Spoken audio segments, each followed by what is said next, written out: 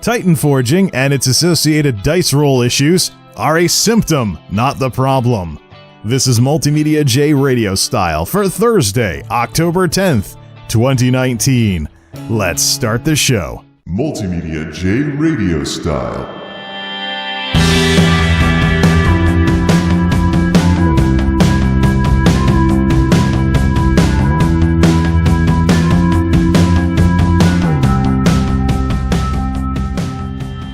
Before we get to today's discussion about Titanforging, I want to say a few words about the current ethical fiasco that Blizzard's going through regarding their involvement in the Chinese market with the whole Blitzchung thing and stuff like that.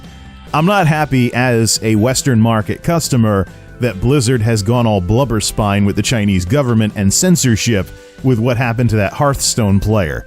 But at the same time, I realize that this kind of market situation that we have is unprecedented, and companies are going to have to figure out how to handle situations like what happened with Blitzchung as they continue to try and do business in large markets like North America, China, and the EU, all three of which have political baggage attached to them, some of which will conflict with one another. I think the question of how a company like Blizzard handles a situation like what happened with these Hong Kong protests is still a work in progress, and I expect to see more of this in the coming years, to the point where people stop caring about it because it happens so often. It won't be any less of an issue, but that's the way people are. Sensationalism gets their attention, ongoing issues do not. Ask anybody with any frustrations about politics at any level for more information on that one. Now, because I'm not going to be like the big talking heads who've let their YouTube channels be ground to a halt and completely derailed by this incident, let's move on to talk about Titanforging.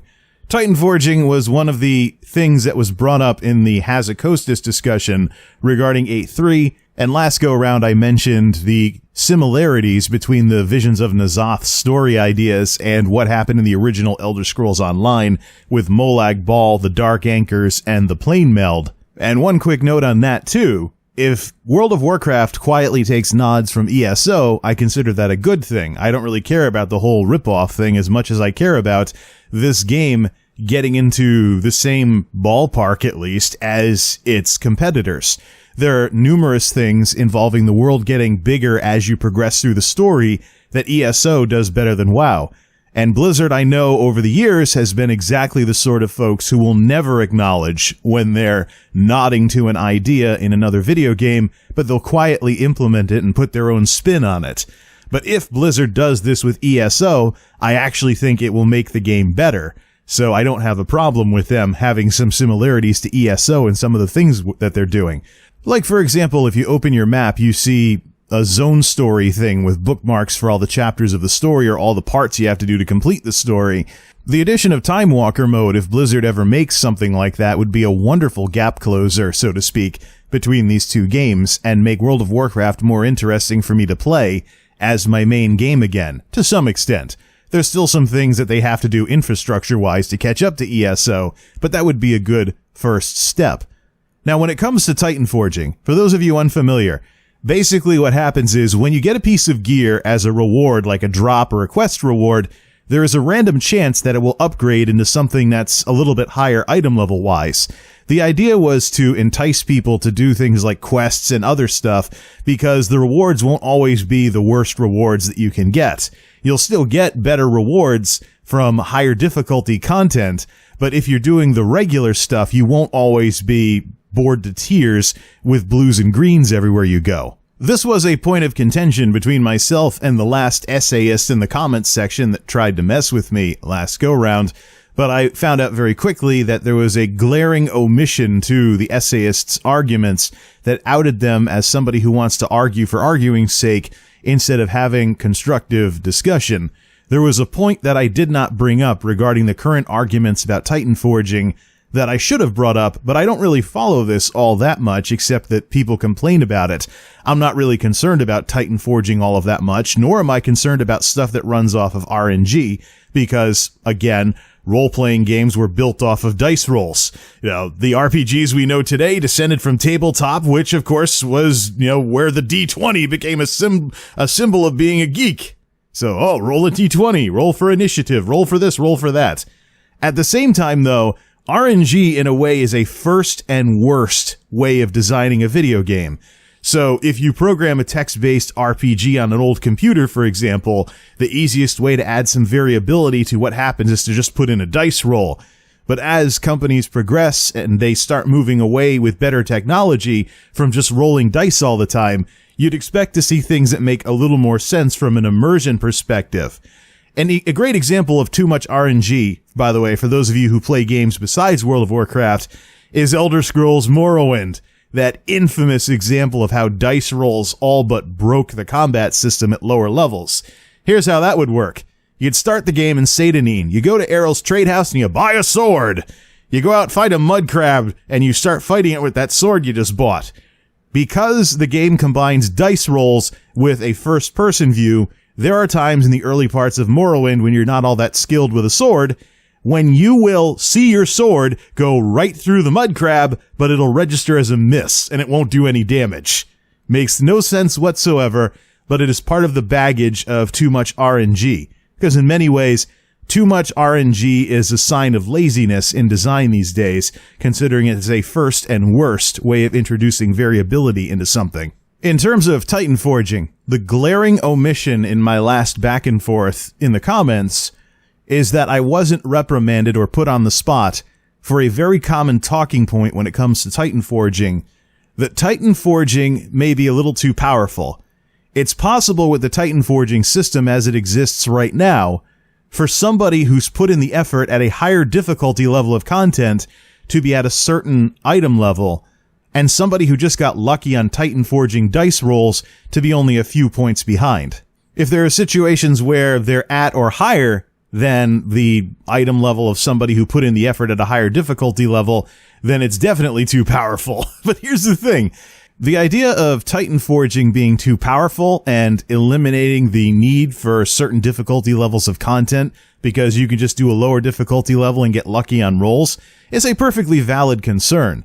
But I think it's only a symptom of the underlying problem of itemization itself in World of Warcraft, and how gear has become pretty much nothing more than the sum of its numbers.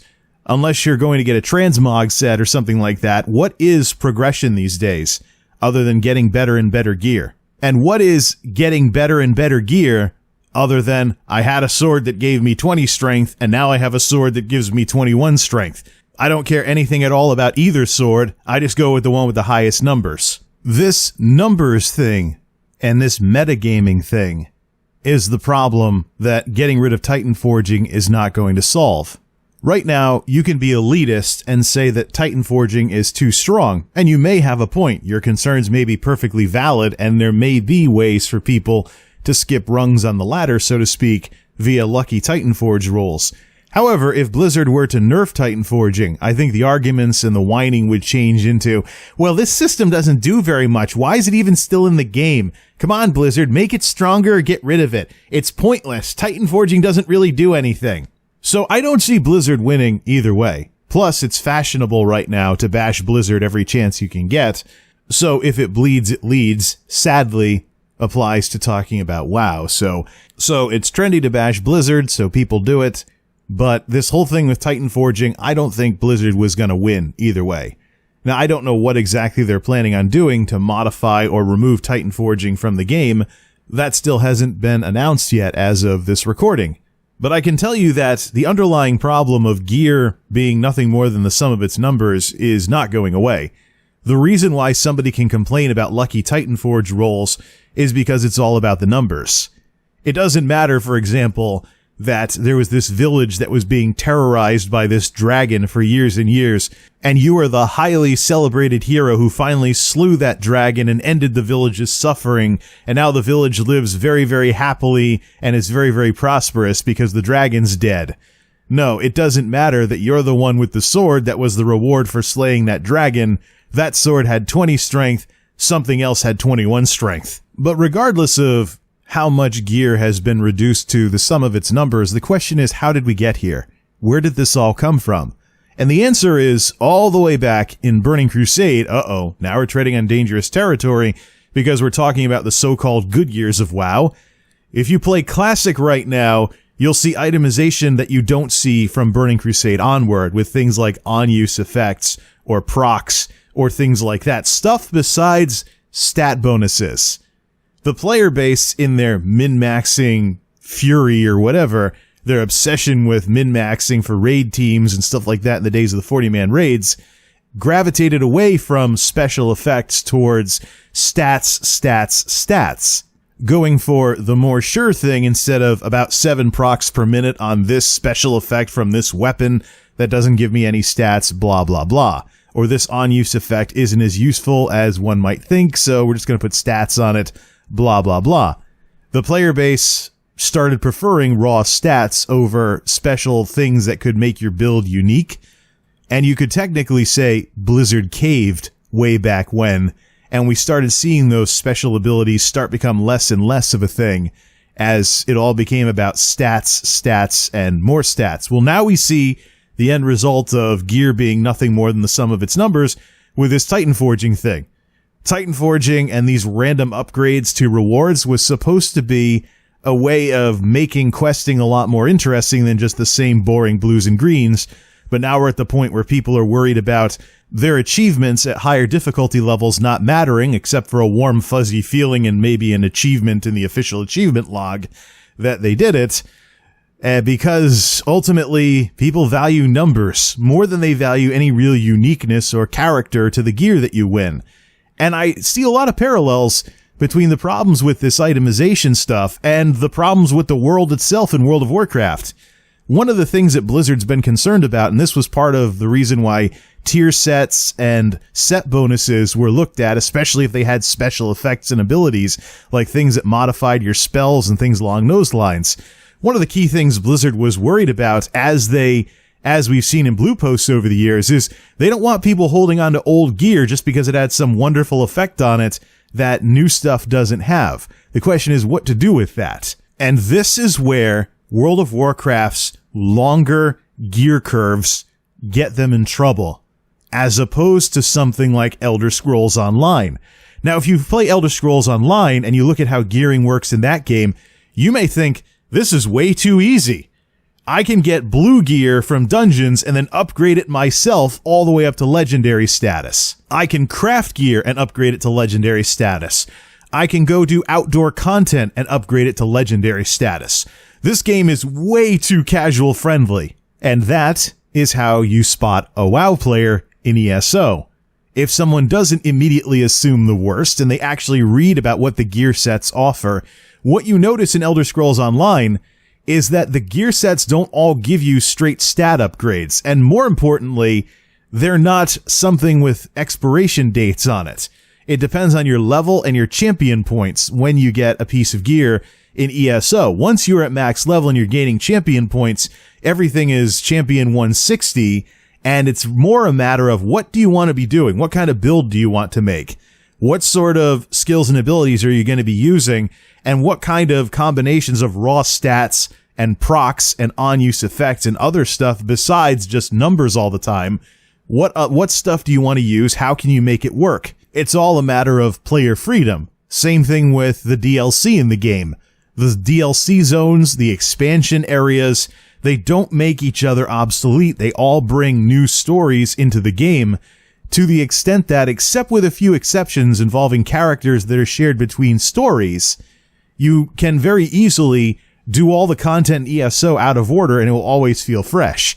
Because the content in the zones, in terms of the zone stories and the dungeons and the delves and stuff like that, is tied to what's going on in the zone. The main quest in ESO is zone agnostic for the most part. The original game, you'll be going all around various parts of Tamriel doing the various, stuff to go after Molag Bal. In Morrowind, the main quest is separate from what goes on in the various parts of Vardenfell. In Somerset, same thing with the island there and stuff along those lines. And so there's ways of making the content more independent from each other, such that main quest and side quests are very, very clearly defined, and there's much more freedom in terms of side quests available. But even the side quests aren't really side quests. They're more like quests related to a specific part of the world, as opposed to the overarching story. And so there's way more opportunities for storytelling involved in all of that. This mentality carries over into the gear.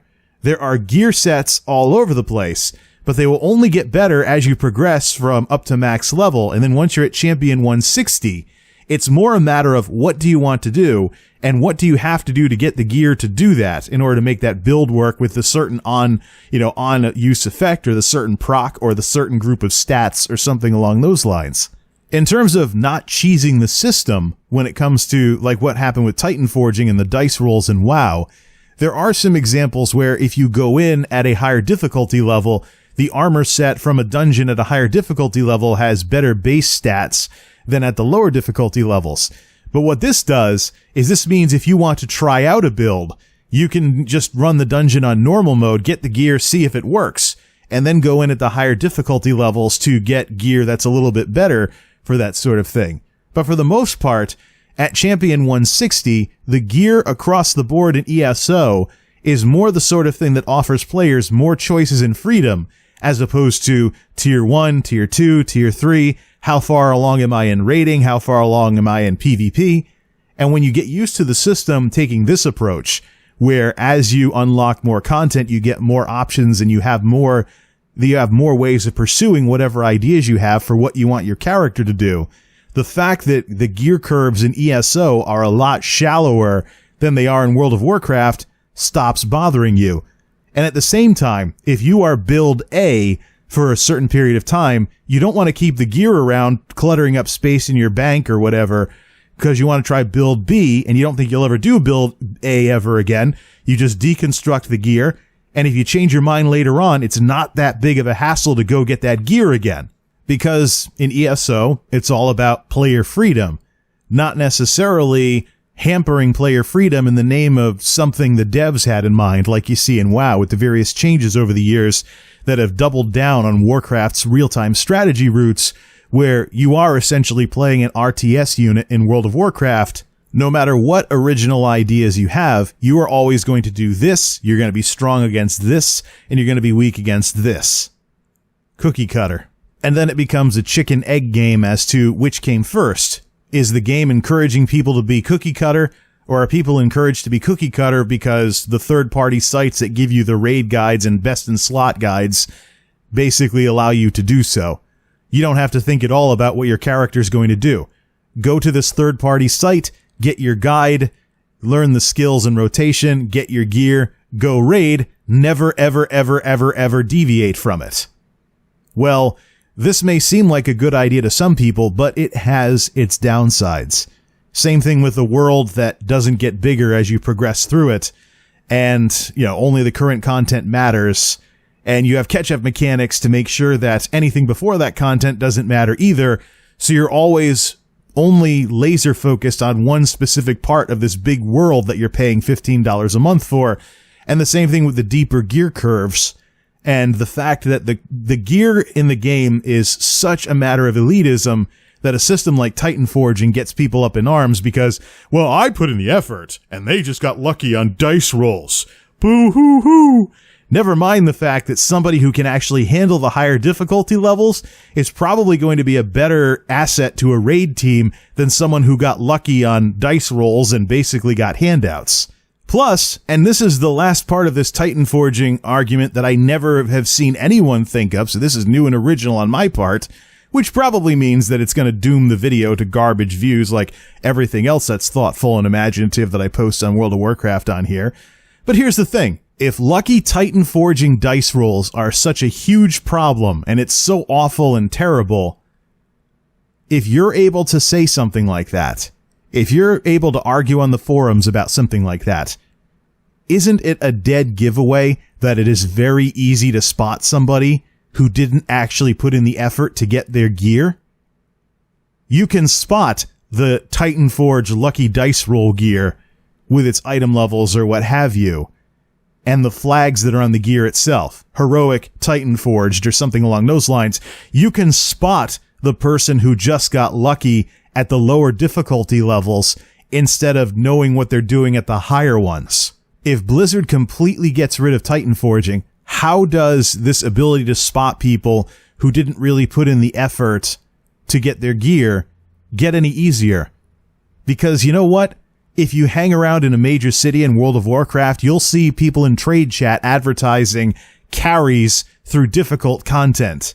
If you get enough gold, which is pretty easy selling WoW tokens if you have the real money cash to keep buying them, you can join up with some carry groups that will outfit you in gear that allegedly says that you're able to handle the higher difficulty levels in the game. How is removing Titanforging going to do anything for this problem? You can't do anything about that. There's going to be people that are going to be profiteering off of giving people lazy progression through content. There's going to be people getting carried. So in a sense, the argument about my gear says I can handle this difficulty level doesn't really mean that all the time. So what's the argument here except for snobby elitism and putting other players down? It's actually a lot more nebulous and nowhere near as cut and dry as some of these people making all the noise make it sound. But this argument is not one that I've been too worried about, so I'm not going to get too wound up about this either. I'll let the people that are upset about all of this and screeching and hollering about it on the forums and whatnot iron this one out. As far as I'm concerned, I've already seen an environment in ESO where gear curves are a lot shallower, yet the game still remains fun. So I know that a lot of this stuff going on with World of Warcraft, like the gear situation and how, it's nothing more than the sum of its numbers, that's all the result of Blizzard's design choices. This is all the result of things Blizzard has chosen to do and has chosen to continue doing despite what's happened in the competitive landscape in the years since World of Warcraft was at its peak with 12 million subscribers. As with numerous other system changes that have happened in this game over the years, the only way this changes is at the top. And in terms of the top, like I've said with regards to managers owning what they oversee when it comes to jobs and 9-to-5 gigs and stuff like that, Blizzard owns what they oversee, and whether or not it's interesting enough for customers in the Western market like myself to keep playing. My subscription expires on October 20th, and I'm right now really considering just flipping a coin as to whether I keep the subscription going or not, because with the lack of acknowledgement and or announcements of any plans to move forward from some of the design issues with this game that have taken place in Hazukosis' discussion on 8.3, now it's all about BlizzCon and what's announced on those stages on that highly publicized event that goes all over the place, probably more so than a lot of these patch videos will ever do. But that is a completely different discussion altogether. For now, though, it'll suffice to say, Titanforging is a symptom, not the problem. Even if Blizzard completely eliminated the system carte blanche tomorrow, the quick and dirty way, it still wouldn't solve the underlying problem of gear not being any more than the sum of its numbers, and the unfortunate reality that there's only so much that Blizzard can control. People are going to be people no matter what systems are in the game. Take Titanforging out tomorrow, and I guarantee you people wearing gear they didn't actually earn would still continue to be a problem. Because that's the world we live in. If you can think of it, if it's something bad, somebody out there is probably trying to do it. You're just shocked when you see it because you saw someone follow through with it. It's a rather dark and cynical way of looking at things, but in many cases, it's reality. So this hoopla about gear in World of Warcraft, I think is pretty overblown, as is the hoopla over Titanforging. But that doesn't mean I can't chime in with an opinion on it every so often, even if I'm not too wrapped up in this Titanforging argument myself. This is MultimediaJay, signing off. Thanks for stopping by.